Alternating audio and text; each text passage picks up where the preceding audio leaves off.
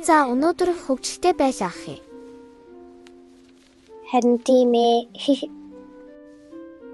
Эрхэм хайрт найздаа Монгол цэргийн баярын мэнд хүргэе.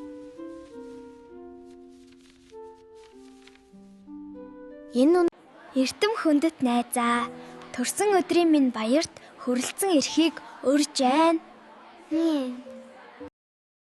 Эдгээр зүйлсийн аль нь цаанд батагдах бол? Харин тий. Тушиж үзтээ. Хөөхин яагаад дотор доо? Чи юу гэж бодож байна?